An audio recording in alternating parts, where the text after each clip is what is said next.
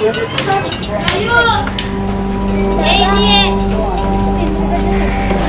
वाला, सब्जी वाला, ताजा सब्जी लो, ताजा सब्जी। सब्जी वाला, सब्जी वाला।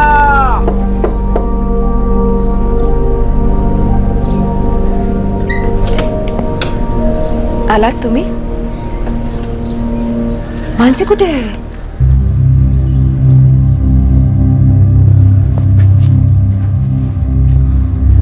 क्या हुआ? इतने परेशान क्यों लग रहे हैं? और मानसी कहाँ है? फिर चली गई। आपने रोका नहीं उसे? आदत बन गई है उसकी, पता नहीं कब सुधरेगी। पुलिस में शिकायत की? नहीं, अब शिकायत नहीं करेंगे। जहां जाना चाहे जाए, जहां रहना चाहे रहे। जब उसको हमारी परवाह नहीं है तो हम क्यों उसकी परवाह करें? हाँ, जैसे ही कह रहे हैं, जानती हूं आप रह नहीं सकते उसके बिना। कल खुद ही जाएंगे ढूंढने उसको। कि लाडली जो है, अब नहीं ढूंढूंगा, थक गया हूं मैं। अब नहीं ढूंढूंगा।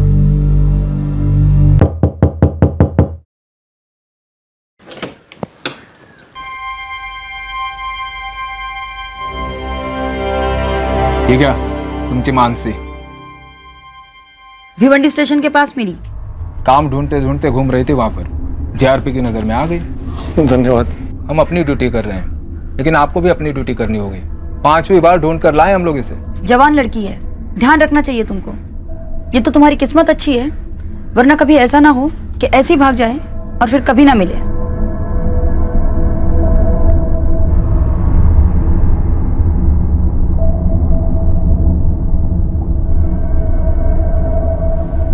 क्यों करती है बेटा तू ऐसा? हम लोग कितना परेशान हो जाते हैं। आप क्यों करते हैं ऐसा? क्यों आप दोनों परेशान कर रहे हैं मुझे? हमने क्या किया है? कितनी बार कहा है कि नहीं रहना मुझे यहाँ, फिर भी बार बार घर ले आते हो। मानसी, तेरे पापा कुछ नहीं कहते, इसका मतलब ये नहीं कि तू कुछ भी कह दे उन्हें। थोड़ी सी भी शर्म है तुझमें? शर्म मैं क्यों करूँ? आई तुम करो। बांध के रखा है मुझे यहाँ, क्यों पड़े हो मेरे पीछे? जाऊ थे मला। नहीं नहीं बेटा, ऐसा नहीं कहते। अभी तो इतनी बड़ी नहीं कि खुद को संभाल सके। आप बहुत बड़े हो गए हैं ना। क्या संभाला आपने? इतने सालों से वही दिहाड़ी का काम करते आए हो और आज भी वही कर रहे हो। क्या जिंदगी है आपकी? ऊपर से मुझे बांध के रखा है ताकि अपने साथ मेरी भी जिंदगी बिगाड़ सको। मानसी गप बस। आप क्यों सुनते हैं इसकी बकवास? 2 थप्पड़ लगाई सीधी हो जाएगी। बचपन में ही लगाया होता तो आज इसकी जबान कैंची की तरह नहीं चलती। बचपन में नहीं लगाया ना तो अब भी भूल जाओ। तुम 2 लगाओगी तो मैं सामने से 4 लगाऊंगी। पता नहीं इस लड़की के सर पर क्या पागलपन सवार है। भूल जाओ उसे। अब हमारे 2 ही बच्चे हैं बस। कल्पना, थोड़ी चाय बना दे, सर फटा जा रहा है मेरा। विनोद और कल्पना ने यह तय कर लिया था कि वो अपनी 16 साल की बेटी मानसी को भुला देंगे। मानसी की जिद, बार बार उसका घर से भाग जाना, इन सब से वो तंग आ गए थे। बेटी के बुरे बर्ताव ने माँ बाप को हताश कर दिया था। थक हार कर उन्होंने मन बना लिया था कि अब वो मानसी की फिक्र करना छोड़ देंगे। लेकिन मानसी को उनके पास वापस आना ही था। पर इस बार मानसी हमेशा की तरह नहीं लौटी थी। इस बार कुछ अलग हुआ था। मेरी बेटी को ढूंढने के लिए सर 5वीं बार ढूंढ कर लाए हम लोग इसे। 2 थप्पड़ लगाई सीधी हो जाएगी। तुम 2 लगाओगी तो मैं सामने से 4 लगाऊंगी। मैं बस अपनी जिंदगी जीना चाहती हूँ। कहीं कोई बलि तो नहीं दी गई यहाँ पर? हम नहीं रह सकते तेरे बगैर। पर मैं आपके बगैर रह सकती हूँ।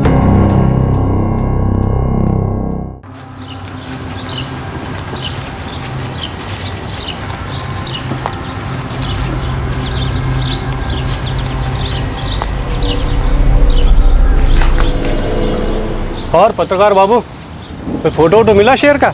नहीं चंदू भाई, लगता है बंदूक से इतने शेर शूट हुए हैं कि कैमरा से शूट होने के लिए कुछ बचा ही नहीं है। अरे गगन, क्या हुआ? अरे लेकिन डर क्यों रहा है इतना? क्या भूत वूत देख लिया जंगल में? चंदू भाऊ, उधर खोपड़ी और हड्डी है किसी की। खोपड़ी हड्डी? हाँ, लगता है शेर ने किसी गांव वाले को खा गए। कहाँ पे देखा तुमने? हाँ? उधर उधर जंगल। चलो बताओ मुझे। अरे क्या दिखाओ, मैं नहीं जाऊंगा। अरे डरता क्यों है? मैं हूं ना तेरे साथ। दादा आप जाओ, मुझे वहां पर मर जाऊंगा। अरे मैं हूं ना तुम्हारे साथ। मेरी बात सुनो। चलो बताओ मुझे कहाँ पे है? आज शपथ। अरे शेर होगा तो उसके साथ तुम्हारा भी फोटो ले लूंगा। बता मुझे कहाँ पे है?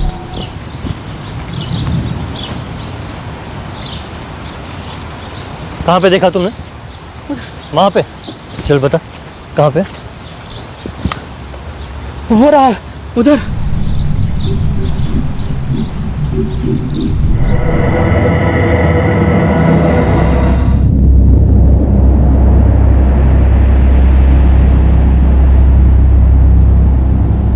ये किसी जानवर का काम नहीं लगता है। यहाँ पे बात कुछ और ही है।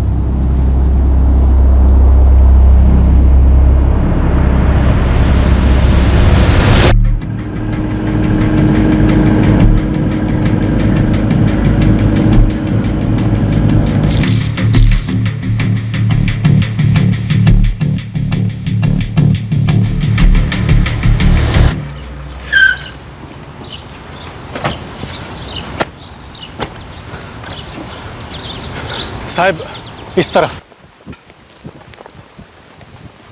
सर, मुकेश राणे, रिपोर्टर हूँ नवीन महाराष्ट्र अखबार का। मैंने आपको कॉल किया था। आइए सर।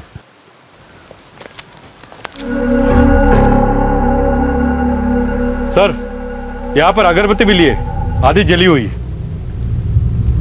सर इस बैग में कपड़े भी औरतों वाले ही हैं। देखो कोई आइडेंटिटी है क्या? सर आइडेंटिटी तो नहीं है, लेकिन ये कड़ा है, मानसी लिखा है इस पे। मानसी, ये तो विक्टिम का नाम हो सकता है या फिर उसके करीबी रिश्तेदार का। सर पायल, कपड़े और कड़ा देख के लगता है कि किसी औरत की लाश को जलाने की कोशिश की गई, लेकिन ये हमें गुमराह करने के लिए भी हो सकता है, क्योंकि सब कुछ जला है लेकिन बैग सही सलामत है। सर, अगरबत्ती और फूल की माला देखकर ऐसा लगता है कि कहीं कोई बलि तो नहीं दी गई यहाँ पर। जो भी है, क्राइम तो हुआ। सबसे पहले हमारी प्रायोरिटी विक्टिम की पहचान करना। एक बार विक्टिम की पहचान हो गई तो ये भी पता चल जाएगा कि लाश को क्यों जलाया गया, और ये भी कि ये बलि का मामला है या फिर कत्ल के बाद सुराग मिटाने की कोशिश। इस नाम से शुरुआत करते हैं, मानसी। बाद में नहीं, अब भी खाना खा लो वरना ठंडा हो जाएगा। अच्छा मेरी आई, खा लेता हूँ, आजा।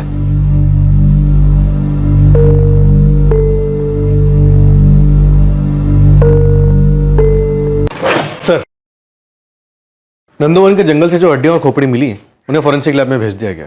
आसपास के पुलिस स्टेशन में भी इंक्वायरी कर रहे हैं, शायद कोई मिसिंग कंप्लेंट फाइल हुई हो। खबरियों को काम पे लगाओ, उन्हें मानसी नाम वाले कड़े की फोटो दो, हो सकता है कड़ी मिल जाए। सर, कुलकर्णी, मरने वाला आदमी था या औरत और उसकी उम्र क्या थी, ये सब हमें फॉरेंसिक रिपोर्ट आने के बाद ही पता चलेगा, और फॉरेंसिक रिपोर्ट आने में भी वक्त लगेगा। लेकिन तब तक हमें हर मुमकिन कोशिश करनी है उस जली हुई लाश के पीछे छुपे हुए चेहरे को ढूंढने की।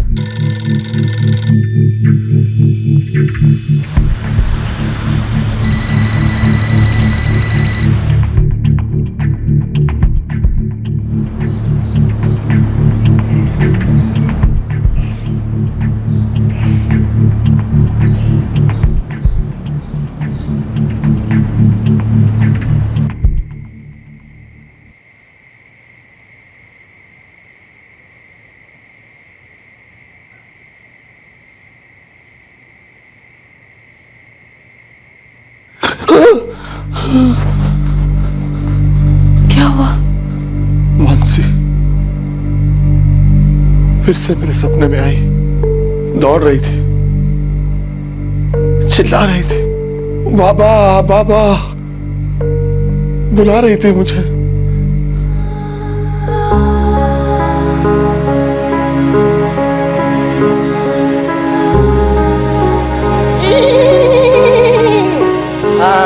रानी बिटिया घूमने जा रही है।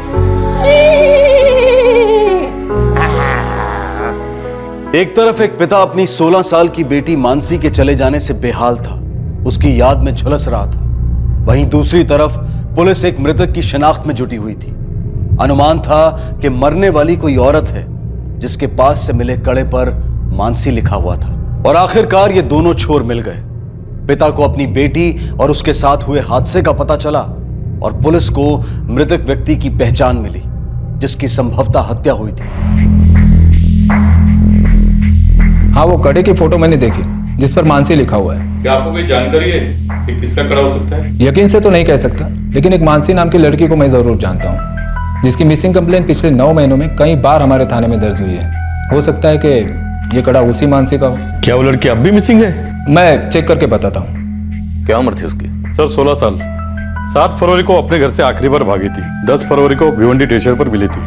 कांस्टेबल भोसले उसके घर पर गए चेक करने के लिए कि वो लड़की अपने घर पर है या नहीं।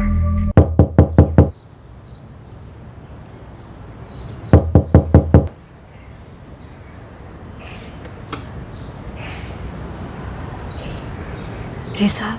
आपकी बेटी मानसी है घर पर? नहीं, वो फिर चली गई। कब? अभी 1 हफ्ता भी नहीं हुआ और वो फिर से भाग गई। वो तो उसके 2 दिन बाद ही भाग गई थी। उसके बाबा ले गए थे उसे बाहर समझाने के लिए अकेले में, पर वो सुनती कहाँ है किसी की। फिर भाग गई वो वहां से। घर से या वहीं से? वहीं से भाग गई। उसके पापा ने बहुत रोका पर रुकी नहीं। क्या ये कड़ा मानसी का है? हाँ, ये मानसी का है। मानसी मिल गई क्या? देखिए, आपको अपने पति के साथ फौरन बेलवाड़ी पुलिस स्टेशन जाना होगा। हाँ साहब, ये पायल, ये कड़ा है, कपड़े मानसी के ही है। पर वो कहाँ है साहब? देखिए, फिलहाल ये कह पाना मुश्किल है कि मानसी कहाँ है।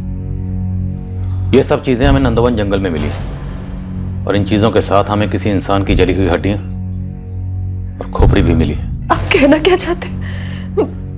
मेरी बेटी मानसी। दावे के साथ अभी हम कुछ नहीं कह सकते कि ये आपकी बेटी मानसी ही थी या नहीं।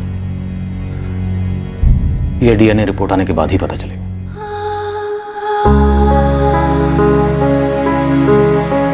कितने की है पायल? 1500 की। इससे सस्ती वाली भी है, वो दिखाओ। नहीं नहीं, ये वाले दीजिए। सर, ये मानसी मात्रे बहुत ही अजीब लड़की थी। पिछले 9 महीने में ये 7वीं बार है जब वो घर से भागी है। हर बार उसे ढूंढ के लाया जाता था और एक बार वो खुद वापस आ गई थी। पहली बार विरार से पकड़कर इसे घर लाए थे। स्टेशन के आसपास भटक रही थी। जीआरपी ने हमें इन्फॉर्म किया और हमने वापस इसे इसके घर पहुंचाया। इसके माँ बाप क्या करते हैं? माँ लोगों के घरों में कपड़ा बर्तन धोने का काम करती है और बाप दिहाड़ी मजदूर है। सर, ये देखिए, ये थी आखिरी कंप्लेंट 7 फरवरी की। कुल 6 मिसिंग कंप्लेंट दर्ज है मानसी के नाम की। हालांकि इस बार उसके माँ बाप कंप्लेंट लिखवाने नहीं आए। ये माजरा क्या है? ये लड़की बार बार क्यों भाग जाती है? किसी लड़के से चक्कर वक्कर है क्या इसका? पता नहीं। 16 साल की उम्र शायद कुछ ऐसी होती है। बच्चों को खुद नहीं पता होता कि उन्हें क्या चाहिए और क्या नहीं। माँ बाप को कैसे पता हो? और मानसी के माँ बाप तो खुद परेशान थे कि उनकी बेटी ऐसा क्यों कर रही थी। ये तीसरी बार आप लोग अपनी बेटी की मिसिंग कंप्लेंट लिखवाने आए। वो क्यों बार बार घर से भाग जाती है? हम लोग तो अपना काम करेंगे ही।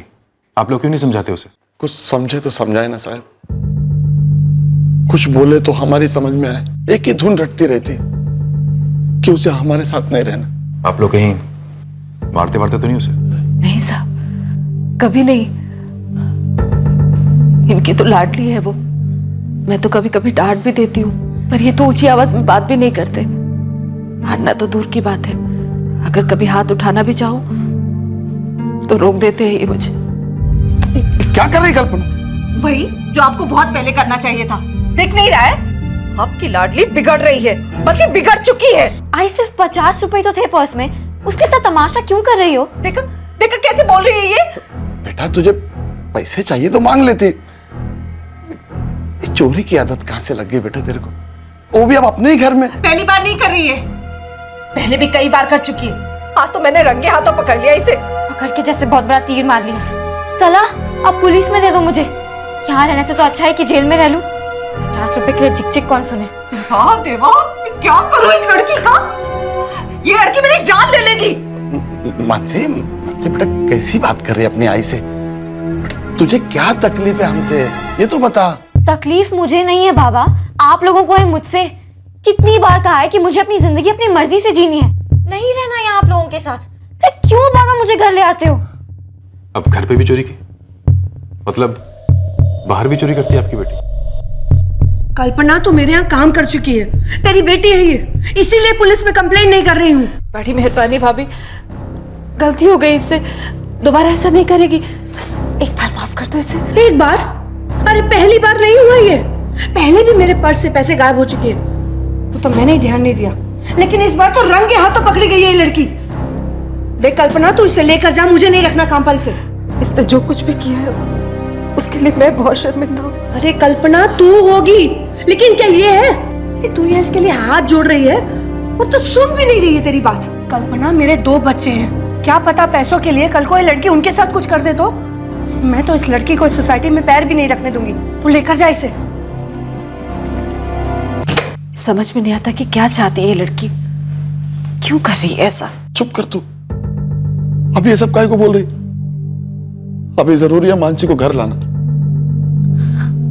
साहब, हाथ जोड़ता हूं आपके, मेरी बेटी को ढूंढने के लिए। साहब, पता नहीं किस हाल में होगी। ठीक है, हम लोग पता करते हैं। फोटो तो पहले से हमारे पास है, आप लोग जाइए, कुछ पता चलेगा तो बताएंगे आपको।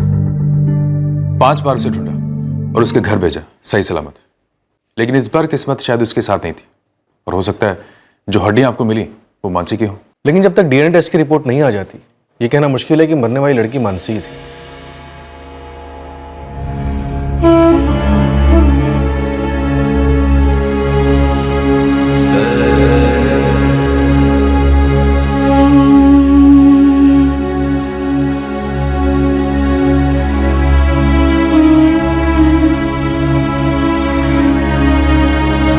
आई, बाबा, क्या हुआ? क्या किया ताई ने? अब तक क्यों वापिस नहीं आई मानसी ताई? सर, डीएनए रिपोर्ट्स आ गई। क्या रिपोर्ट है? विनोद और कल्पना के डीएनए से मैच हो गया, वो मानसी थी। कुलकर्णी, ये लड़की मानसी 6-7 बार घर से भागी थी, चोरी करती थी, माँ बाप से झगड़ा करती थी। आखिर इसके इस बागी रवैये की कोई तो वजह होगी। सर, मुझे लगता है हमें उसके माँ बाप को यहाँ बुला के बात करनी चाहिए। उसके घर छोड़ने की कोई ना कोई वजह जरूर रही होगी, जो शायद वो लोग हमसे छुपा रहे हैं। बात तो उनसे करनी पड़ेगी। जिस तरह से मानसी को मारा गया, जिस तरह से उसके शरीर को जलाया गया, सवाल तो कई खड़े होते हैं। मानसी अपने मन का करने वाली, आखिर क्या चल रहा था उसके मन में? क्यों वो अपने घर से बार बार भाग जाया करती थी? मानसी के बर्ताव की तरह उसकी मौत भी कई सवाल छोड़ गई। जिस तरह से एक जंगल में उसकी जली हुई हड्डियां पाई गई थी, वो अपने आप में काफी रहस्यमय घटना थी। एक अनुमान यह भी लगाया जा रहा था कि शायद ये केस मानव बलि से जुड़ा हुआ हो। क्या मानसी के माता पिता को उसकी गतिविधियों का अंदाजा था या फिर नहीं? हमने परागवाड़ी पुलिस स्टेशन में बात की है, जहां पे आप मानसी की मिसिंग रिपोर्ट लिखवाते थे। आपके मुताबिक मानसी एक बागी और अपनी मनमानी करने वाली लड़की थी, जिसे गुस्सा बहुत आता था। वो चोरी भी करती थी। आपने जहां से काम पे लगाया था उसने वहां भी चोरी की। क्या उसकी यही बुराइयां वजह थी घर छोड़ के जाने की, या कोई और बात थी? साहब, हम नहीं जानते क्या बात थी, और ना ही अब जान पाएंगे। वो 16 साल की थी, फिर भी बिना वजह बार बार घर छोड़कर क्यों भाग जाती थी? यही तो हम नहीं जान पाए कभी। जवाब भी नहीं देती थी ठीक से। पता नहीं उसके मन में क्या चल रहा था। मैंने पूछा था उससे, कई बार पूछा, पर कभी वो कुछ बोली नहीं। तो क्यों हमें छोड़ के जाना चाहती है? कहां चली जाती है बिना बताए? फिक्र लगी रहती है सोच के, तू कैसी है, किसके साथ है। बाबा, आप भी चौल वालों की तरह ही सोचते हो। मैं किसी के साथ नहीं जाती, मुझे किसी की जरूरत नहीं है। मैं बस अपनी जिंदगी जीना चाहती हूँ। तो जी ना बेटा, कौन रोका तेरे को? आप लोग ही तो रोकते हो, अकेला छोड़ते ही नहीं हो मुझे। कैसे छोड़ दे बेटा, बेटी है तू मेरी, छोटी है तू, फिक्र रहती है। हम नहीं रह सकते तेरे बगैर। पर मैं आपके बगैर रह सकती हूँ, और जानती हूँ कि आप भी रह लोगे। कुछ दिन याद करोगे पर भूल जाओगे, तो अभी से क्यों नहीं बुला देते? मानसी ने कभी भी कुछ नहीं बताया, ऐसे ही चली जाती थी। वो 16 साल की थी तो स्कूल वगैरह जाती थी? 7वीं तक पढ़ी थी, फिर एक दिन पता नहीं क्या आया उसके मन में, पढ़ाई छोड़ दी। घर पे बताया भी नहीं। घर से निकलती पर स्कूल नहीं जाती थी। उसके स्कूल छोड़ने के दो महीने बाद पता चला हमें। साहब, मेरी छोटी बेटी दीपिका और बेटा यश भी उसी स्कूल में जाते हैं, अच्छे हैं पढ़ाई में।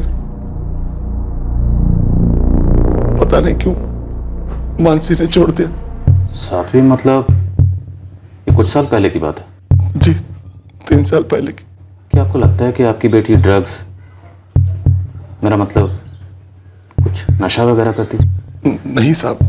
मानसी की जिंदगी से जुड़े हुए ऐसे कई सवाल हैं जिनके जवाब अभी तक हमें नहीं मिले, और इन्हीं में से कोई वजह मानसी की मौत का कारण हो सकती है। क्योंकि मानसी को पहले मारा गया, फिर उसे जलाया गया। ऐसा क्यों किया गया, इसका अभी तक कोई सुराग हमें नहीं मिला। क्या आपकी बेटी किसी तंत्र मंत्र या झाड़ फूक में विश्वास रखती थी? आई मीन किसी तांत्रिक या बाबा से मिलती थी? साहब, पूरा चाल ही बात करता था लड़की के चाल चलन के बारे में। बहुत मुंहफट भी थी, और मेरे को लगता है उसका किसी के साथ में लफड़ा भी था, लेकिन किसके साथ था, क्या करती थी, कुछ मालूम नहीं साहब। कभी किसी ने उसे किसी लड़के के साथ देखा? किसी के साथ मेल जोल हो उसका, मोहल्ले में या फिर स्कूल में? पता नहीं साहब, कभी ऐसा देखा नहीं और नहीं कभी सुना। सारे मोहल्ले में उसी की बातें होती थी साहब। अब पता नहीं कहाँ जाती थी, किसके साथ जाती थी। इतनी बातें हो रही थी, आखिर क्या बात थी? कुछ तो पता चला होगा ना? कहाँ साहब, लड़की तेज थी, कभी किसी बात की हवा तक नहीं लगनी थी किसी को। विनोद भाई को बोला था मैंने, लड़की को संभालो। ऐसा क्या करती थी? करने के लिए क्या बाकी रह गया था साहब? ऐसे घर से भागकर इतने दिन बाहर रहना कोई अच्छी लड़की करती है क्या? मुझे तो लगता है उसका कहीं किसी के साथ कुछ होगा साहब। क्या किसी ने कभी उसको किसी के साथ देखा है? वो किसके साथ जाती थी, क्या करती थी? ये सब उसके घर वालों को बेवजह ताने मारते थे। क्या बात कर रहे हैं साहब? ताना मारने के लिए किसके पास टाइम है? अब 16 साल की लड़की बार बार घर से भागती है तो इसका मतलब क्या होता है, आप ही बताइए। ठीक है।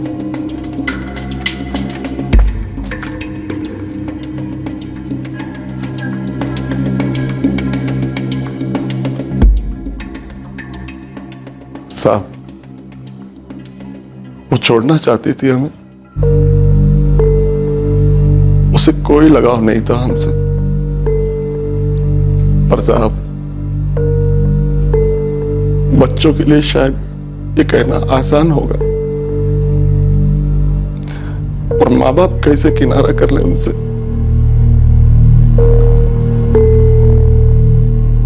यही समझाने के लिए उसे ले गया था अपने साथ, बात करने, समझाने और उसे समझने। क्या कहा उसने? कुछ बोली? वही बोली जो हमेशा कहती थी, हमसे दूर जाना चाहती है।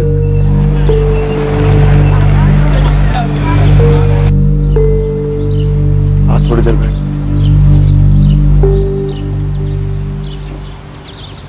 बेटा, वो कोई लड़का है जिसके साथ तू जाती है? पापा, तुम्हें परत परत तेज का विचारता? मैंने कहा कोई लड़का नहीं है, मैं बस अपने साथ रहना चाहती हूँ, किसी और के साथ नहीं। पहले तो ऐसी नहीं थी तू, फिर अचानक क्या हो गया तुझे?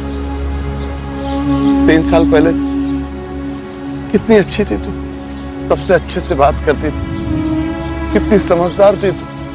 पिछले 2 साल में अचानक स्कूल जाना छोड़ दिया, इतनी बदल गई है तू। कोई तकलीफ है बेटा तो बता ना मुझे। पापा, मैं ऐसी ही हूँ और मुझे ही लगता है ऐसा होने में कुछ भी गलत है। अरे खोल रही हूँ, तोड़ेगा क्या? अरे दीपिका, क्या हुआ यश? हाँ, क्या हुआ? तूने फिर झगड़ा किया इससे? नहीं, मैंने कुछ नहीं किया, ये तो स्कूल से ही रोते हुए आ रही है। मैंने पूछा, मुझे भी कुछ नहीं बताया, इसके क्लास में ही झगड़ा हुआ होगा। बोलना, बोलना, क्या हुआ? आई मुझे स्कूल नहीं जा रहा, मैं नहीं जाऊंगी स्कूल। मेरी तरह कपड़ा बर्तन करेगी पूरी जिंदगी? एक फटका दूंगी अगर दोबारा ऐसा बोली तो। तेरे बाबा मैं काम करते किस लिए? कि तुम लोग कुछ पढ़ सको, और तुम लोगों का एक एक करके नाटक शुरू हो जाएगा तो कैसा चलेगा? एक तो मानसी, उसका नाटक झेल रही हूं मैं कितने महीनों से। पता नहीं कहाँ चली गई है। देख, मैं पहले से परेशान हूँ, अगर तुम लोग शुरू हुए ना तो सच में दूंगी एक। मुझे ताई की वजह से स्कूल नहीं जाना पसंद। क्यों? अब वहाँ क्या किया उसने? मुझे ताई की वजह से स्कूल में सब चिढ़ाते हैं, कहते हैं कि मैं भी ताई की तरह भाग जाऊंगी। और आज तो मुझे एक लड़की ने कहा कि दिव्या का भी सर फिरी है उसकी बहन की तरह, वो भी चोरी कर सकती है। और कहा कि मैं एक नहीं बल्कि अलग अलग लड़कों के साथ भागूंगी। बेटा तू हमारी पहली औलाद, पापा सबसे पहले तेरे मुंह से सुना था। दिल दुखता है हमारा जब तू हमें छोड़ के जाने की बात करती है, हमसे अलग रहने की बात करती है। तो जाने दो मुझे, फिर कुछ नहीं सुनना पड़ेगा, किसी का दिल भी नहीं दुखेगा। ये कहकर वो चली गई। मैंने उसे रोकने की बहुत कोशिश की पर वो भाग गई। उसी दिन मैंने ये तय कर लिया कि अगर उसे हमारी जरूरत नहीं है तो हम भी रह लेंगे उसके बगैर। मानसी किसी के साथ भाग जाया करती थी, इस बात को प्रमाणित करने वाला कोई भी सबूत पुलिस को नहीं मिला। शायद ये मोहल्ले के लोगों द्वारा फैलाई गई बात थी जिसका कोई आधार नहीं था, और फैलते फैलते ये बात विनोद और उसकी पत्नी के कानों में पड़ी थी। जिस तरह ये बात राज बनी हुई थी कि मानसी क्यों घर से भाग जाया करती थी, उसी तरह से उसकी मौत का कारण भी एक रहस्य बनता जा रहा था। लेकिन बहुत जल्द इस रहस्य से पर्दा उठने वाला था। आई, ताई का कुछ पता चला? नहीं बेटा।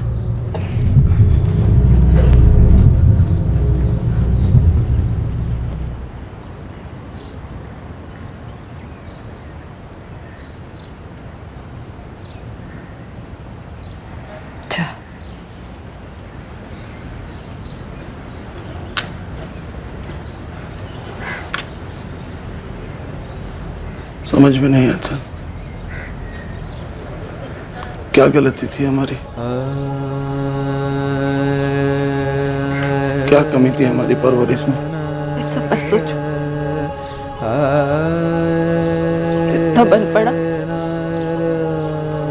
किया हमने। फिर वो ऐसी क्यों थी? क्या उसे कोई मानसिक बीमारी थी? ऐसा कभी कहाँ लगा हमें, और अगर होता भी तो कैसे पता चलता? हमें पता होना चाहिए था। मैं उसे किसी डॉक्टर को दिखाना चाहिए था। पता होना चाहिए था हमें कल्पना।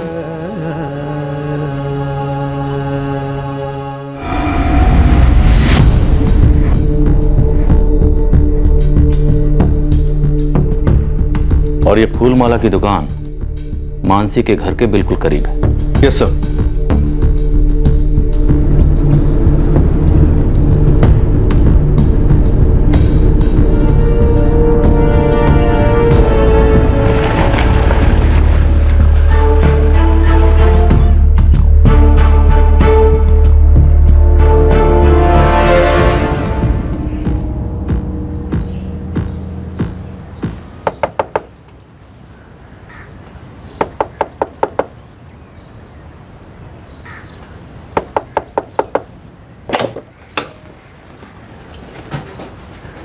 हाईकोर्ट है। आई, पुलिस अंकल आले। अरे आप क्या कर रहे हैं? चलिए कल्पना जी, पता चल गया कि आपकी बेटी मानसी को किसने मारा। आइए। किसने? लेकिन आप मुझे क्यों ले जा रहे हो? क्या बात है इंस्पेक्टर साहब? हमारे पास इस बात के पुख्ता सबूत हैं कि आपकी पत्नी कल्पना ने ही आपकी बेटी मानसी को मारा और फिर उसे जलाया है। क्या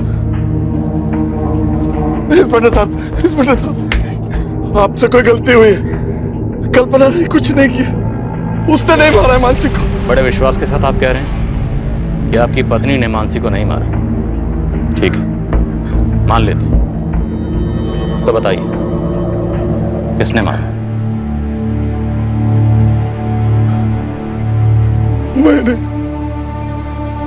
मैंने मारा अपनी बेटी को। मैंने मारा। मैं मार रहा, सब चिताई ला। तुम्हारी आई ने कुछ नहीं किया। मार ले। हम जानते हैं कि मानसी को आपने मारा। दरअसल हमें शक उसी दिन हो गया था जिस दिन आपने पुलिस स्टेशन में यह बयान दिया कि आप अपनी बेटी को समझाने के लिए लेके गए थे, उसे बात करने के लिए लेके गए थे। लेकिन अगर वो आपके साथ सिर्फ बात करने के लिए गई थी तो अपने साथ अपना बैग क्यों लेके गई जो उस दिन जली हुई हड्डियों के साथ हमें उस जंगल में मिला? जहां तक मेरा अंदाजा है मानसी उस दिन भी घर से भागने वाली थी।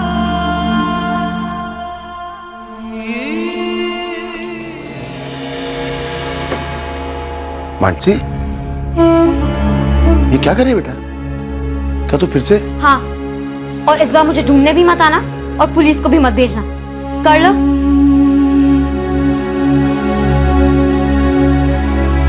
नहीं बेटा, तू जा,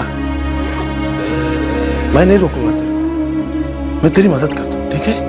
सांग मला कुठे जायचं आहे तुला? हम जानते हैं कि 13 फरवरी को आपके मुताबिक मानसी के घर छोड़ने के एक दिन बाद आपने अपने मोहल्ले की एक दुकान से फूलमाला और अगरबत्ती वगैरह खरीदे थे।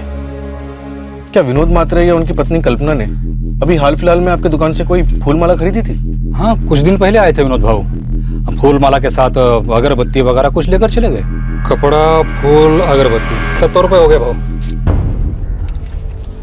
कोई पूजा करवा रहे हो क्या भाऊ? हाँ।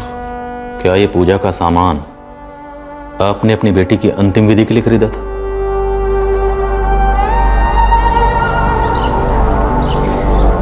चला, बहुत बातें हो गई, जाऊ दे आम्हाला। मुझे अपने हाथ पे छोड़ दो और भूल जाओ। बेटा भूल तो नहीं पाएंगे।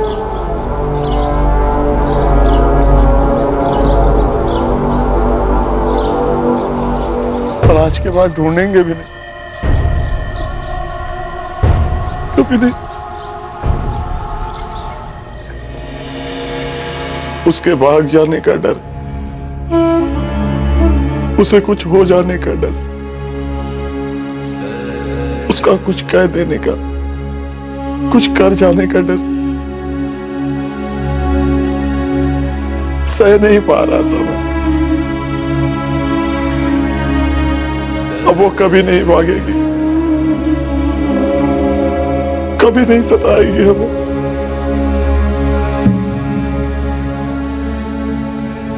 तो आपको पता था कि आपके पति ने मानसी को मार दिया, फिर आप दोनों ने अपनी बेटी की अंतिम विधि करने का तय किया। बेटी थी मेरी, उसकी लाश लावारिस पड़े पड़े सड़ जाती या कोई जानवर खा जाता, ये मैं नहीं सह पाता। वो हमारी पहली औलाद थी ना, उसकी लाश जंगल में छोड़ आया था। हमें उसकी अंतिम विधि तो करनी चाहिए ना। वो भले ही हमें अपना ना समझे, लेकिन थी तो हमारी।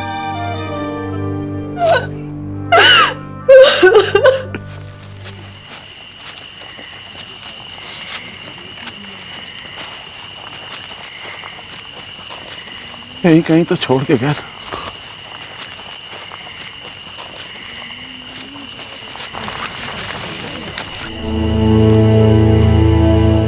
मानसी का कड़ा आपने उसके बैग में क्यों रखा? उसे क्यों नहीं जलाया? ताकि आप ढूंढ सको उसे, पता चले कि मरने वाली मानसी थी मेरी बेटी, ताकि मुझे मेरे किए की सजा मिले। मैंने अपनी बेटी को मार दिया। गलत किया आपने। तो और क्या करता साहब? वो अपनी जिंदगी बर्बाद कर रही थी और साथ में अपने भाई बहन की भी। वो कैसे? उसकी हरकतों की वजह से बच्चे उन्हें स्कूल में चिढ़ाते, मुझे और मेरी पत्नी को मोहल्ले वालों के ताने सुनने पड़ते और हर वक्त ये डर लगा रहता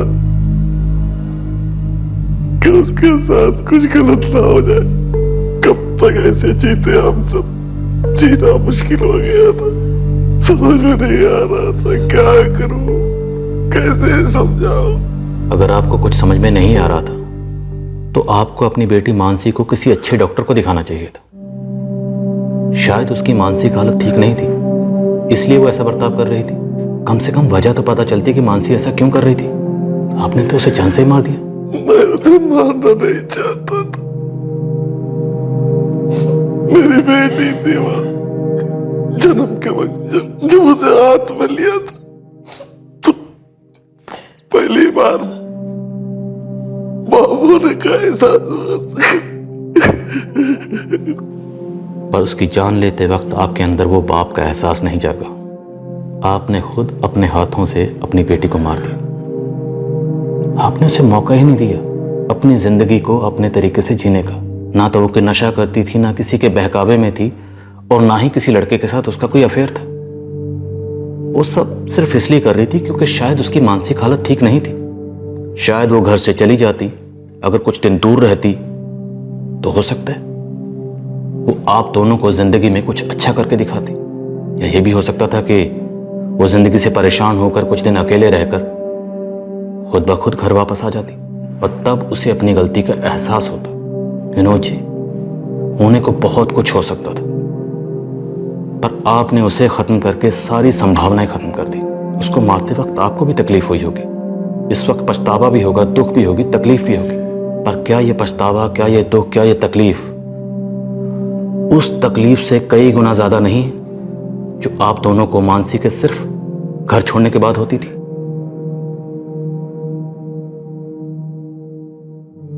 कल्पना की इस कत्ल में कोई सक्रिय भूमिका नहीं थी, इसलिए उसे गिरफ्तार नहीं किया गया। दीपिका और यश अभी बहुत छोटे हैं, इस बात को ध्यान में रखते हुए कल्पना पर कोई चार्जेस नहीं लगाए गए। विनोद पर आईपीसी की धारा 302 के तहत हत्या और धारा 201 के तहत सबूत मिटाने के चार्जेस लगाए गए हैं। मानसी ने क्यों इतनी बार घर छोड़ा था? क्यों उसका बर्ताव इतना अजीब, असहज और संवेदनहीन था? शायद अब इसके बारे में कभी पता नहीं चल पाएगा, लेकिन क्या इसके बारे में पता किया जा सकता था?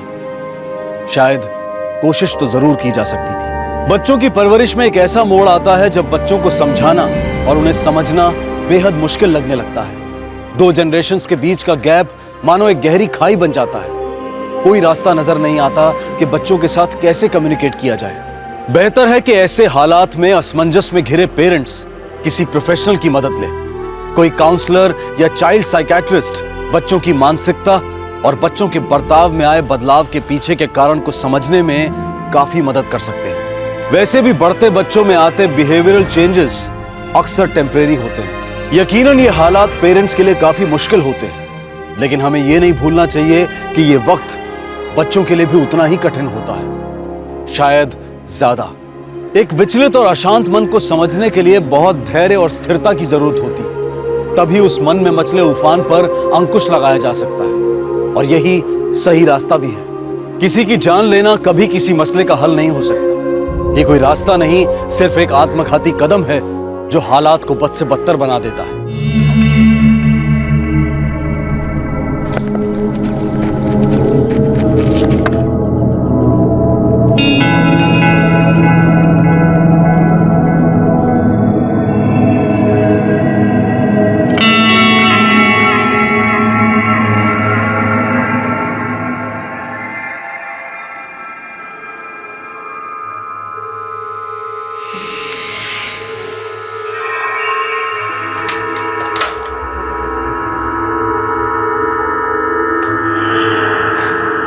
विजय, मैंने डिसाइड कर लिया, मैं एमबीए करूंगी, उसके बाद जॉब। खुशी, फिर शुरू हो गई ना तुम? कम से कम काम पे जाते वक्त तो दिमाग मत खराब करो। रोज रोज इस टॉपिक पे बहस करना जरूरी है क्या? बहस नहीं कर रही हूँ, जो कहा है वही करूंगी। तुम्हारा टिफिन किचन में रखा है, ले लेना। मुझे भी नहा के इंस्टीट्यूट जाना है, आज फीस भरनी है मुझे।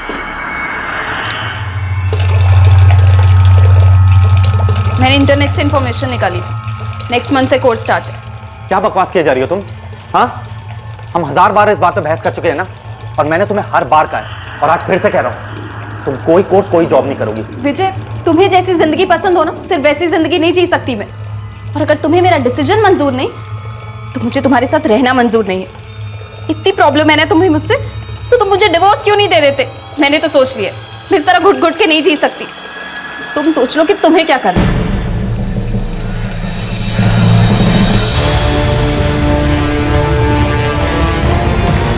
अगर तुम्हें मेरा डिसीजन मंजूर नहीं, तुम्हें मेरा डिसीजन मेरे साथ रहना मंजूर नहीं, तुम्हारे साथ रहना मंजूर, तो मुझे डिवोर्स क्यों नहीं दे देते? मुझे डिवोर्स क्यों नहीं दे देते? तुम्हें मेरा डिसीजन मंजूर, मुझे डिवोर्स क्यों नहीं दे देते? मुझे डिवोर्स क्यों नहीं दे?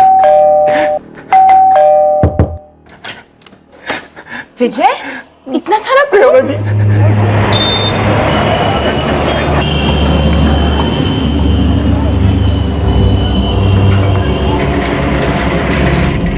कब हो ये विजय बेटा? आधे घंटे पहले पापा जी। हम अभी पहुंचते हैं। क्या हुआ? खुशी बाथरूम में गिर गई। ये कैसे हो गया? डॉक्टर क्या कहते हैं? खुशी ठीक तो है ना? अभी वो ऑपरेशन थिएटर में। आप मम्मी को लेकर जल्दी आ जाइए प्लीज। नीता, विजय का फोन आया, वो हॉस्पिटल में है। क्या हुआ उसे? उसे कुछ नहीं हुआ। खुशी फिसल के बाथरूम में गिर गई है। उसे बहुत चोट आई है।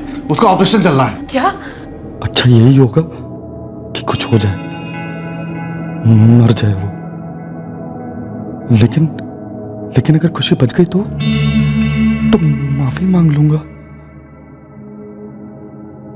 रो के खिड़खिड़ा के मना लूंगा कि किसी को कुछ ना बताए।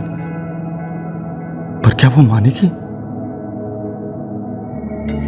विजय ने तैश में आकर अपनी पत्नी पर जानलेवा हमला किया था और अब वो खुद को बचाना चाहता था, और अपने आप को बचाने के लिए वो मन ही मन ये प्रार्थना भी करने लगा कि उसकी पत्नी जिंदा ना बचे, ताकि उसका जुर्म कभी दुनिया के सामने ना आए। आई एम सॉरी, हम उससे बचा नहीं।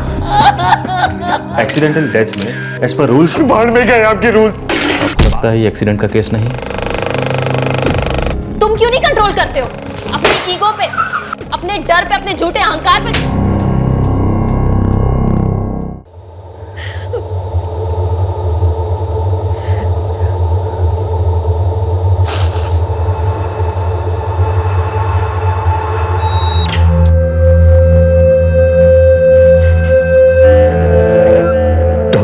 मेरी बेटी कैसी है? खुशी ठीक तो है ना?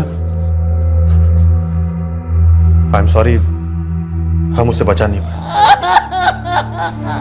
बच गया, अब किसी को कुछ पता नहीं चलेगा। मिस्टर विजय, कुछ फॉर्मेलिटीज पूरी करनी होगी। मुझे पुलिस को इन्फॉर्म करना होगा।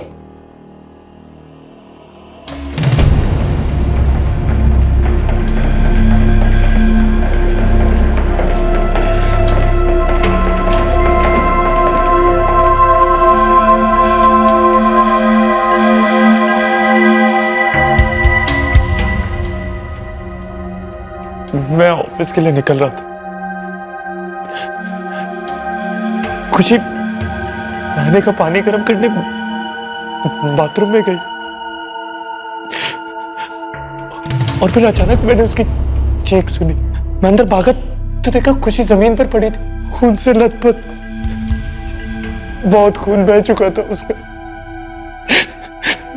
मैं तुरंत अपने नेबर्स के पास मदद मांगने गया। आपका नाम? जी हर्ष सिंह, और ये मेरी वाइफ प्रिया सिंह। फिर हम खुशी को मेरी गाड़ी में यहाँ ले आए।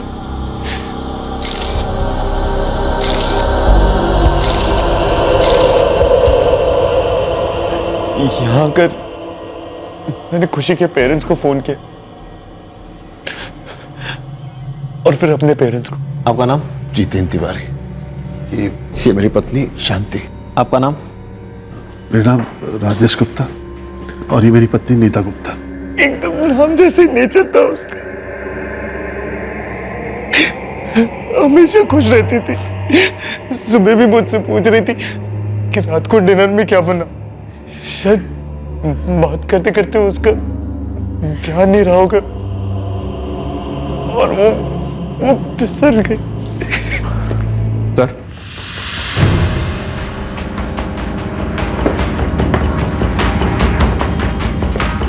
फोटोग्राफ तो ले लिए हैं। पोस्टमार्टम?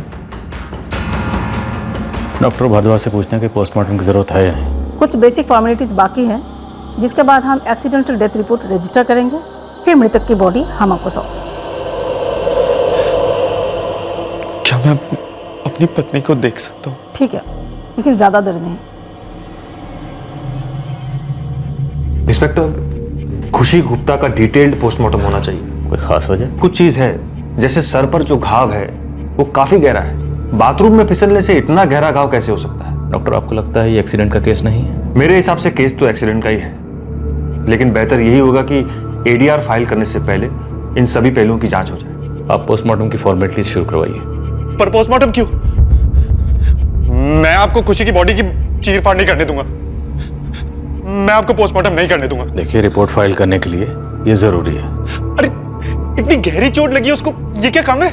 नहीं, मैं आपको पोस्टमार्टम की परमिशन नहीं दूंगा। प्लीज समझाइए इन्हें, बात परमिशन की नहीं है। सब इंस्पेक्टर दिलीप इनके घर जाएंगे और एक्सीडेंटल स्पॉट की जांच करेंगे। हम अपनी ड्यूटी कर रहे हैं, इसलिए प्लीज। मैंने आपको कहा ना, मैं आपको पोस्टमार्टम नहीं करने दूंगा। मिस्टर विजय, मैं आपकी फीलिंग समझ सकता हूँ, बट प्लीज आप भी समझने की कोशिश कीजिए। हमें अपनी ड्यूटी करनी है। प्लीज घर की चाबी दीजिए ताकि सब इंस्पेक्टर दिलीप आपके ससुर या फादर के साथ आपके फ्लैट पर जाके एक्सीडेंटल स्पॉट की जांच कर सके।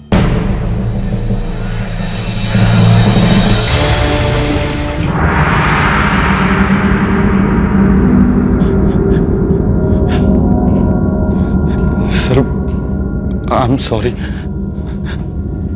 मैं थोड़ा इमोशनल हो गया था। इट्स ओके, मैं समझ सकता हूँ इस वक्त आप पर क्या गुजर रही है। चाबी प्लीज। आप पोस्टमार्टम कराइए, मैं इनके साथ घर जाता हूँ। Thank you.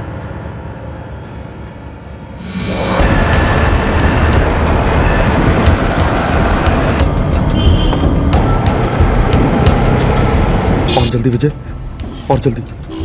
पुलिस से पहले पहुंचना है तुझे। उनके हाथ वो बैग नहीं आना चाहिए।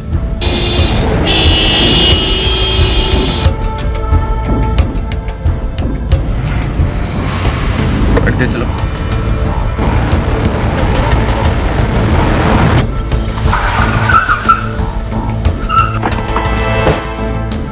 ये विजय गुप्ता का फ्लैट नंबर कौन सा है? तीसरा माला सर, फ्लैट नंबर 301। वो तो अभी भी सीढ़ियों से ऊपर गया है।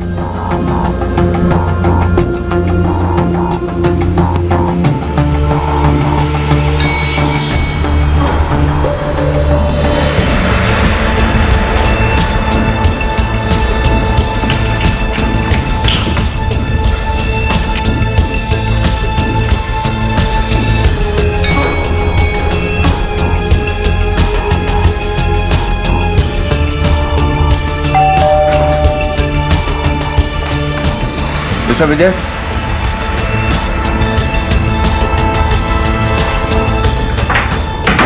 मिस्टर विजय,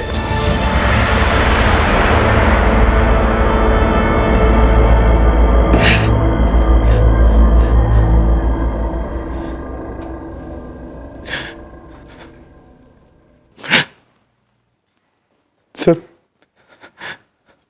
मैं यहां खड़ा था और खुशी यहां पर थी। मैं तो टाई बांध रहा था और खुशी बाथरूम में पानी भर रही थी कि अचानक मैंने उसकी चीख सुनी। मैं फटाफट अंदर गया तो देखा खुशी खून में पड़ी थी।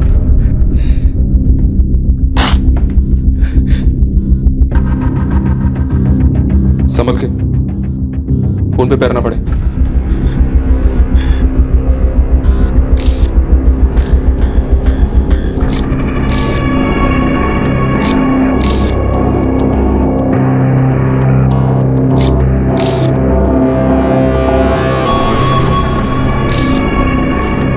सर, मुझे मेरी वाइफ की बॉडी कब तक मिल जाएगी? कल सुबह तक जरूर मिल जाएगी।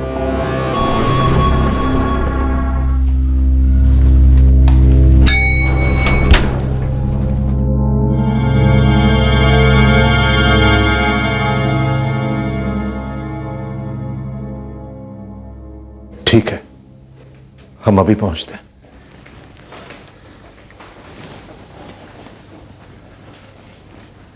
राजेश जी, एक अर्जेंट काम है, मुझे शांति को लेकर अभी जाना होगा। कहाँ जाना होगा आप लोगों को? है कुछ जरूरी काम राजेश जी, हम लोग जल्दी आ जाएंगे।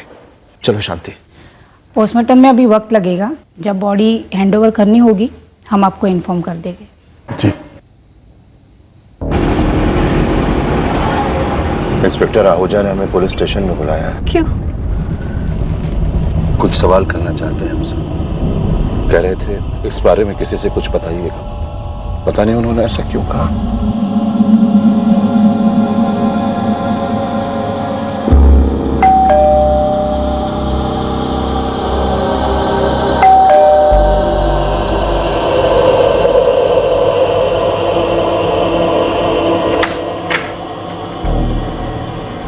नर्स ने कहा कि पोस्टमार्टम में वक्त लगेगा।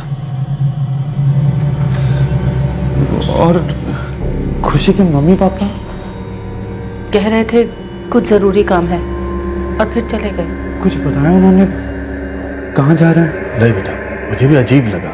एक फोन आया और वो तुरंत चले गए। माफ़ी चाहता हूँ ऐसे वक्त पर आप लोगों को यहाँ बुलाना पड़ा, लेकिन कुछ ज़रूरी बात करनी थी। किस बारे में सर? क्या आपकी बेटी खुशी और दामाद विजय के बीच में सब कुछ ठीक था? जी बिल्कुल। शादी को कितना वक्त हुआ? 3 साल। क्या शादी के वक्त दहेज की कोई डिमांड थी? जी नहीं सर। लेकिन आप ये सवाल क्यों पूछ रहे हैं? जितेंद्र जी, आपकी बेटी खुशी की मौत एक एक्सीडेंट से हुई है, लेकिन मौत एक ऐसी लड़की की हुई है जिसकी शादी को अभी 7 साल से भी कम वक्त हुआ। इसलिए हमें इस तरह के सवाल पूछने पड़ते हैं, ये जानने के लिए कि मौत के पीछे कहीं कोई और वजह तो नहीं थी।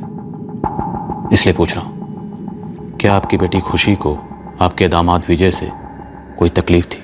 नहीं सर, हमारा दामाद विजय तो बहुत अच्छा लड़का है। दोनों की लव मैरिज थी, बहुत प्यार करते थे एक दूसरे से। अगर आप ये कहना चाहते हैं कि विजय ने खुशी को मारा है, तो मैं दावे के साथ कह सकता हूं कि विजय ऐसा कभी नहीं करेगा। वो ऐसा कर ही नहीं सकता। हम विजय को तब से जानते हैं सर, जब वो 14 साल का था। खुशी और विजय एक ही स्कूल में थे, एक ही क्लास में। तब से दोनों की दोस्ती थी। स्कूल के बाद दोनों ने कॉलेज भी एक ही सिलेक्ट किया। हम दोनों उनकी दोस्ती के बारे में जानते थे। कभी कभी दोनों में अनबन हो जाती थी, तो दोनों एक दूसरे से बात करना बंद कर देते थे।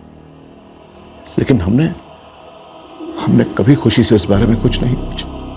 वो बहुत समझदार थी सर, अपना भला बुरा खुद समझती थी।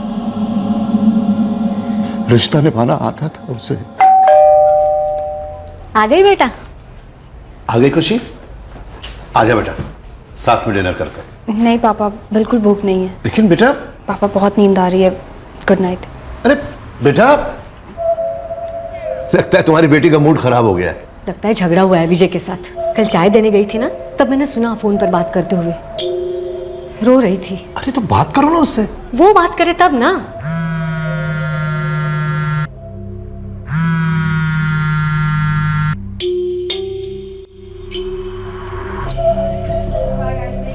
तुम्हें उस कुणाल के साथ टाइम स्पेंड करना है तो करो, मुझे क्या।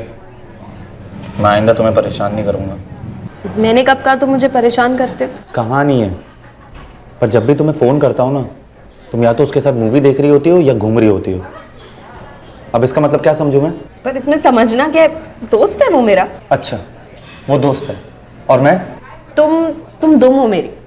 7th स्टैंडर्ड से मेरे पीछे पड़े हुए, पता नहीं कब पीछा छूटेगा। खुशी, मैं जानता हूँ तुम सब जानबूझ के कर रही हो ना। 12 साल से हम एक दूसरे को जानते हैं। स्कूल के टाइम से मैं तुमसे प्यार करता हूँ और तुम भी ये बात जानती हो। विजय, मैं कैसे जानूंगी? कभी बताया तुमने मुझे? तुम खुद नहीं समझ सकती थी? कम से कम एक बार बोलना तो चाहिए। तुम भी तो बता सकती थी। मैं क्यों बोलूं? पहले तुम्हें बोलना चाहिए था। अब इसमें भी ईगो है ना? ये ईगो नहीं है, ये अनरिटन रूल है कि एक लड़का हमेशा एक लड़की को पहले प्रपोज करता है। भाड़ में गए तुम्हारे ये रूल्स खुशी। अब सीधी बात करो, तुम मुझसे प्यार करती हो या नहीं? पहले तुम बताओ। मैं तो हमेशा से तुमसे प्यार करता हूँ, बस जब भी तुम्हें उस कुणाल के साथ देखता हूँ बहुत इनसिक्योर फील करता हूँ। मैं तुम्हें खोना नहीं चाहता हूँ खुशी। लो, मैंने कह दिया, अब तुम्हारी बारी। स्टूपिड हो तुम। Of course I love you। तो चलो शादी कर लेते हैं। मैं आज ही मम्मी पापा से इनफैक्ट अभी बात कर लेता हूँ। रिलैक्स विजय, अभी 1 मिनट पहले तो तुमने मुझे प्रपोज किया और अब सीधा शादी। वैसे भी मेरी लिस्ट में शादी काफी बाद में है। I mean, मुझे अभी MBA करना है, जॉब करनी है, बिजनेस करना है मुझे। कॉलेज अभी तो खत्म हुआ है और जिंदगी अभी स्टार्ट हुई। लेकिन मेरी जिंदगी तो तब शुरू होगी ना जब हमारी शादी होगी। मैं तो तुमसे आज ही, इनफैक्ट अभी शादी कर सकता हूँ। और ये MBA, ये जॉब, ये सब तो तुम शादी के बाद भी कर सकती हो ना। मगर है पानी में। अभी तुम ये डिसाइड करो कि तुम्हें मेरी बीवी बनना भी है या नहीं, या मैं किसी और से शादी कर लूँ। धमकी दे रहे हो मुझे? धमकी नहीं दे रहा हूँ, तुम्हें भी इनसिक्योर फील कराने की कोशिश कर रहा हूँ। सोच लो, बाकी लाइन में तो बहुत है। और अगले ही साल दोनों ने शादी कर ली सर। हम दोनों, विजय के पेरेंट्स सब बहुत खुश थे इस रिश्ते से। विजय के लिए खुशी से बढ़कर कुछ था ही नहीं सर। मुझे तो विजय की चिंता हो रही। खुशी की कमी सबसे ज्यादा उसे करेगी सर। वो खुशी को चोट पहुंचा ही नहीं सकता था सर। वो दोनों एक दूसरे के साथ बहुत खुश थे। विजय खुशी की हत्या को एक्सीडेंट बताकर अपने अपराध को छुपाने की कोशिश में लगा था, और खुशी के माँ बाप ने जिस विश्वास के साथ पुलिस के सामने विजय की तरफदारी की थी, उसने विजय को शक के दायरे से और दूर कर दिया। लेकिन क्या विजय का जुर्म कभी सामने नहीं आने वाला था? क्या यह एक परफेक्ट क्राइम था, या फिर हर मुजरिम की तरह यह विजय की एक नाकाम कोशिश थी अपने जुर्म को छिपाने की?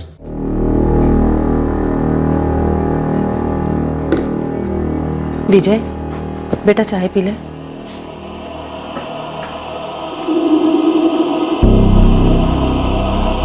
बेटा, पुलिस की जांच पूरी हो चुकी है, तो क्या ये बाथरूम और बेडरूम को साफ कर सकते हैं? कुछ बताया था उन्होंने? नहीं पापा, ऐसा तो कुछ भी नहीं कहा उन्होंने। मेरे ख्याल से हमें साफ सफाई शुरू कर देनी चाहिए। कब तक ऐसे हालत में रहेंगे हम? ठीक है, मैं साफ कर देती हूँ। नहीं माँ, आप लोग बैठिए, मैं साफ कर देता हूँ। नहीं बेटा, तू वैसे ही बहुत थका हुआ है, मैं ही साफ कर दूंगी। मैंने कहा ना मैं साफ कर दूंगा।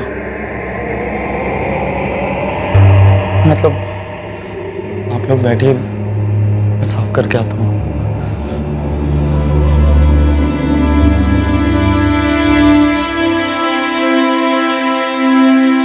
विजय के लिए बहुत मुश्किल होगा खुशी को भूल पाना। एक दूसरे को कितना प्यार करते थे।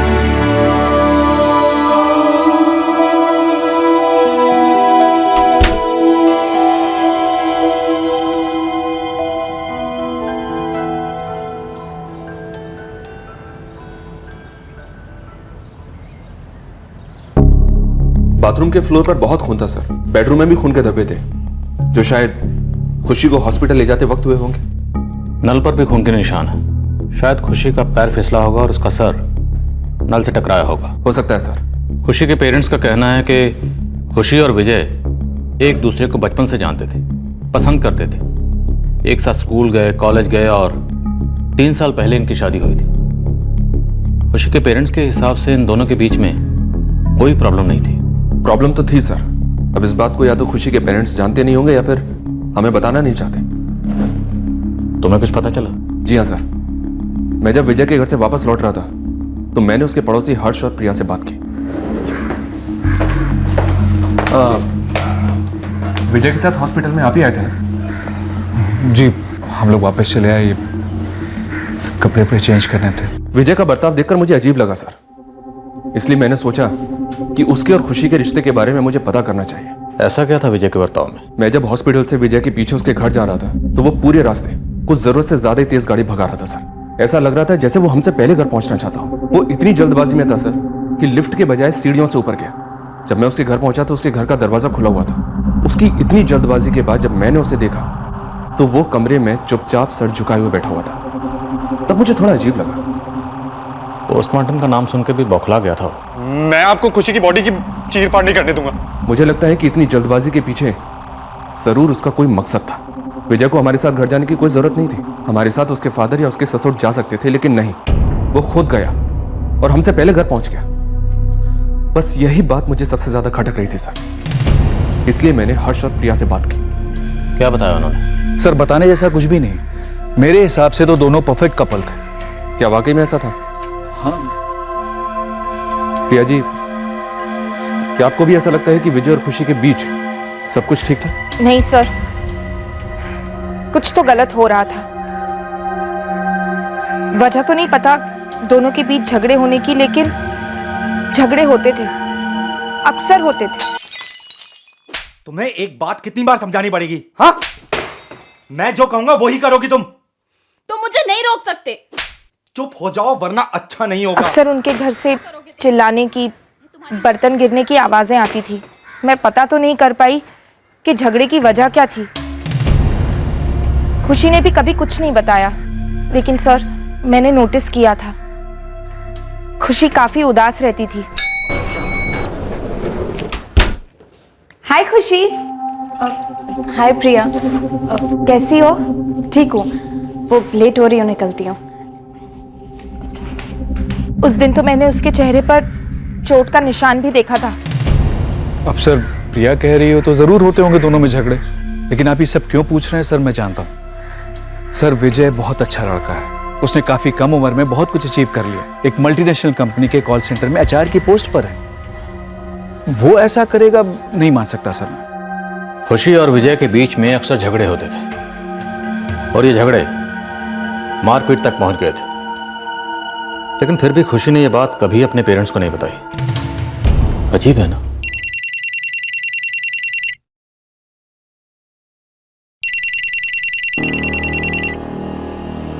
हेलो जितेंद्र जी, मैं पीआई संदीप आहूजा बोल रहा हूँ। सॉरी आपको फिर से डिस्टर्ब कर रहा हूँ। जी सर, अब क्या पूछना चाहते हैं? क्या कभी खुशी ने आपको कुछ बताया था? उसके और विजय के बीच में कभी कोई झगड़ा हुआ?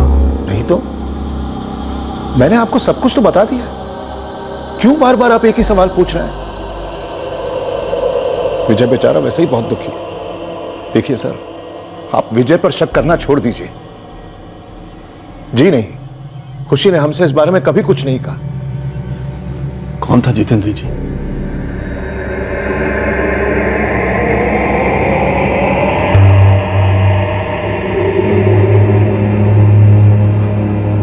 विजय बेटा, क्या तुम्हारे और खुशी के बीच में किसी बात को लेकर कोई झगड़ा था? नहीं पापा जी, बल्कि हम दोनों तो बहुत खुश थे एक दूसरे के साथ। किसी ने ऐसा कहा आपसे? किसी ने नहीं बेटा, मैं बस ऐसे ही पूछ रहा था। मैं जानता हूं तुम दोनों एक दूसरे से बहुत प्यार करते थे।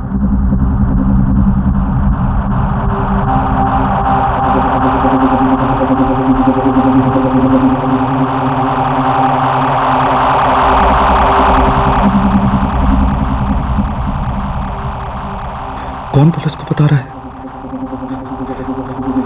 कौन है जो मुझे फंसाने की कोशिश कर रहा है?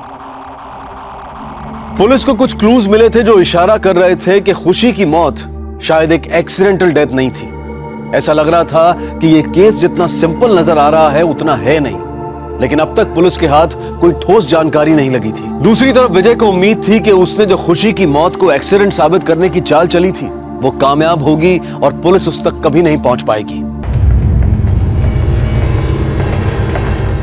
पोस्टमार्टम की रिपोर्ट्स और एक्सीडेंट स्पॉट्स के जो फोटोज आपने लिए हैं वो मैंने देखे। शक की कोई गुंजाइश? गुंजाइश तो है। देखिए, ऐसा हो सकता है कि किसी का पैर फिसला और सर नल से जाकर टकराया और चोट लगी, लेकिन ऐसा एक बार हो सकता है। बार बार कैसे पैर फिसल सकता है? बार बार? इस केस में तो 3 बार। इतनी गहरी चोट एक बार पैर फिसल के गिरने से लगना ऑलमोस्ट नामुमकिन है। मतलब ये एक्सीडेंट नहीं, मर्डर? पूरे चांसेस है। देखिए, घाव काफी गहरे हैं और नजदीक के हिस्सों में तो 2-3 जगह पर है। मेरे अंदाजे से सिर किसी चीज पर नहीं टकराया तो कोई चीज सर पर 2-3 बार टकराई है। I mean, विक्टिम कहीं गिरी नहीं होगी, उसके ऊपर वार हुआ होगा। Thank you. बेटा, अच्छा होता अगर तुम आज की रात हमारे साथ रहते। तुम कहो तो हम यहीं रुक जाते। नहीं पापा, मैं कुछ देर के लिए अकेला रहना चाहता हूँ। आप लोग प्लीज जाइए। ठीक है बेटा। बेटा, अपना ख्याल रखना। हम कल सुबह आएंगे।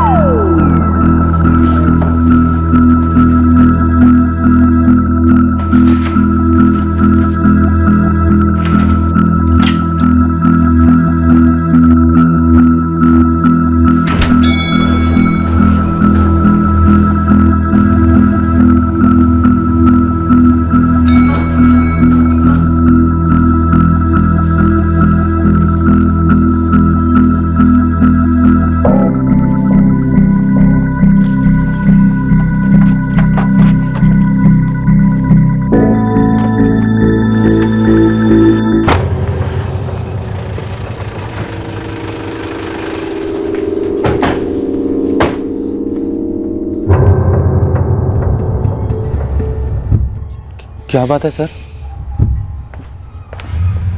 खुशी की बॉडी कब मिलेगी हमें? कल सुबह। लेकिन हमें वो हथियार कब मिलेगा जिससे तुमने खुशी को मारा? क्या बकवास कर रहे हैं सर आप लोग? क्यों आप लोग मेरे पीछे पड़े हुए हैं? क्योंकि खुशी की मौत महज एक्सीडेंट से नहीं हुई है। मिस्टर विजय, डिक्की खोलिए। क्या छिपा रहे थे आप इसमें? हमने आपको डिक्की बंद करते हुए देखा है। कुछ नहीं सर, मैंने कुछ नहीं छुपाया डिक्की में। वो हम देख लेंगे, तो डिक्की खोल।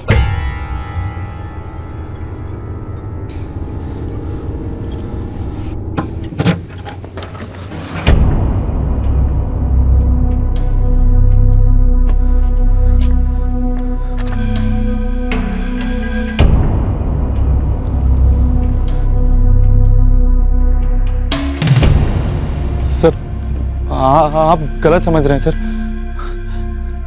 जैसा आप सोच रहे हैं वैसा नहीं है सर। मैंने कुछ नहीं किया सर। मैं आपको सब समझा सकता हूं सर।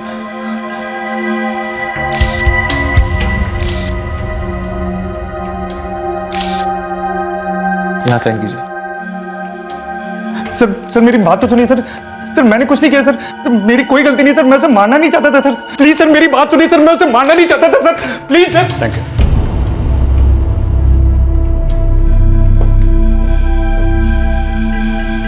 शायद विजय इसलिए जल्दी घर आया होगा ताकि घर पहुंचकर वो खून से सना हुआ बेड छुपा सके।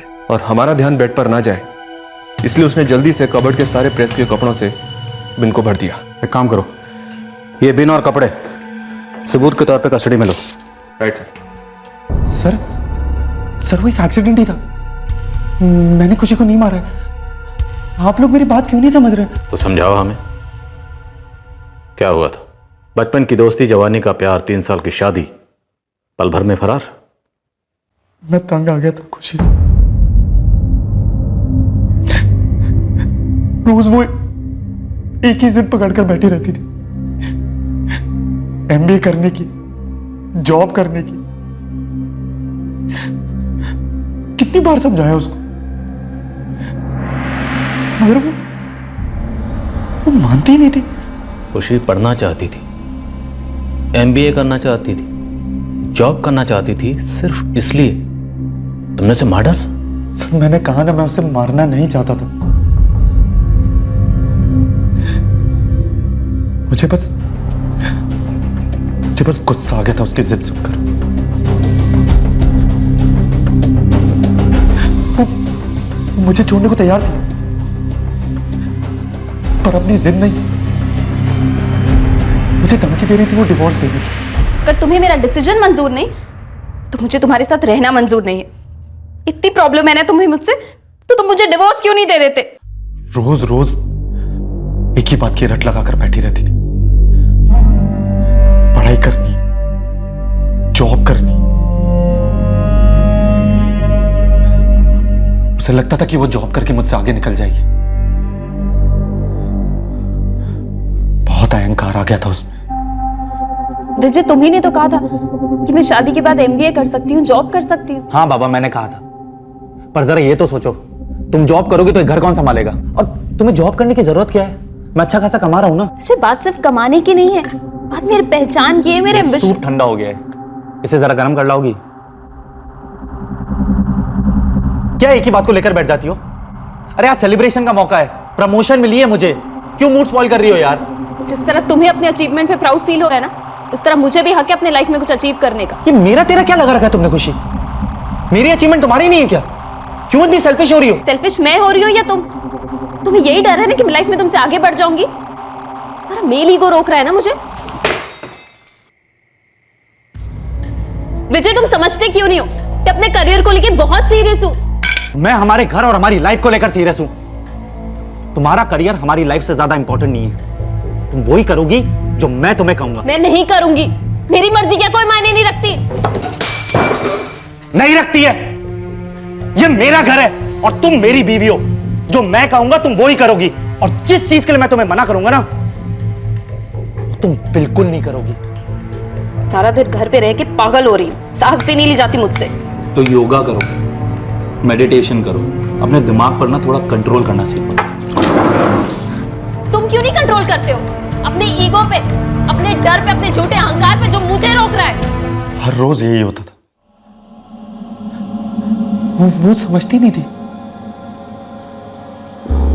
आज सुबह भी उसने मुझे धमकी दी डिवोर्स देने की। बर्दाश्त नहीं हुआ मुझसे। सब कुछ एक ही झटके में हो गया। समझ ही नहीं आया मुझे। मारना नहीं चाहता था मैं उसे, लेकिन मार डाला। क्यों? क्योंकि तुम चिढ़ गए थे, तुम गुस्से में थे, इतने गुस्से में कि तुमने अपनी पत्नी को बेरहमी से पीटा, इतनी बेरहमी से कि उसकी जान चली गई। अरे जान तो वो खा रही थी सर, मेरी चोट पहुंचा रही थी मुझे, लगातार बार बार एक ही बात कहकर। वो सिर्फ पढ़ना चाहती थी, जॉब करना चाहती थी, उससे तुम्हारी ईगो, तुम्हारे अहंकार को ठेस पहुंच रही थी। क्योंकि तुम्हारे लिए तुम्हारा अहंकार, तुम्हारी ईगो मायने रखती है। खुशी की मर्जी या उसकी खुशियां कोई मायने नहीं रखती थी। चोट तुम पहुंचा रहे थे, टॉर्चर तुम कर रहे थे उसे, बार बार लगातार। दो इंसान पहले एक दूसरे से इतनी मोहब्बत करते हैं, इतनी मोहब्बत कि एक दूसरे की जरा सी भी तकलीफ बर्दाश्त नहीं कर पाते। फिर वही इंसान दूसरे इंसान को घुटते हुए, तड़पते हुए कैसे देख सकता है? उसे बांधकर रखने में क्या खुशी महसूस होती है? अगर तुम और खुशी अपनी शादीशुदा जिंदगी में खुश नहीं थे तो बातचीत करके अलग हो सकते थे। खुशी की जान लेकर क्या हासिल हो? अपनी जिंदगी बर्बाद करके क्या हासिल हो?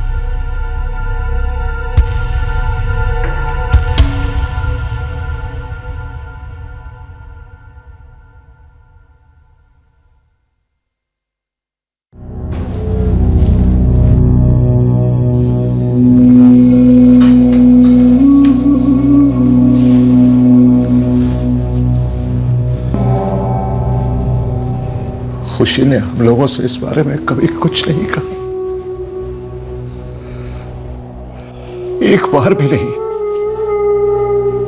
कि उन दोनों के बीच में इतनी कड़वाहट, इतनी नफरत पैदा हो चुकी।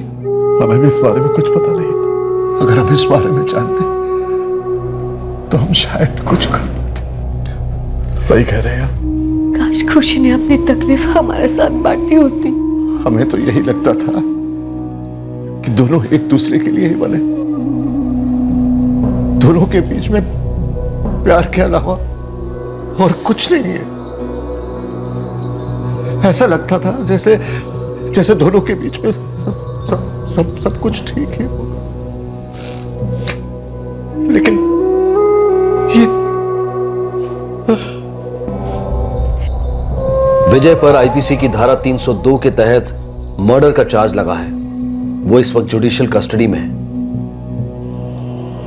विजय एक पढ़ा लिखा नौजवान था, लेकिन उसकी सोच और उसके रवैये को देखकर हैरानी होती है कि उसने कभी अपनी पत्नी की ख्वाहिशों को, उसके करियर एम्बिशन को समझने की कोशिश ही नहीं की, बल्कि हर कदम पर उसकी आकांक्षाओं का गला घोटा। लेकिन उतनी हैरानी खुशी की अप्रोच को भी देखकर होती है।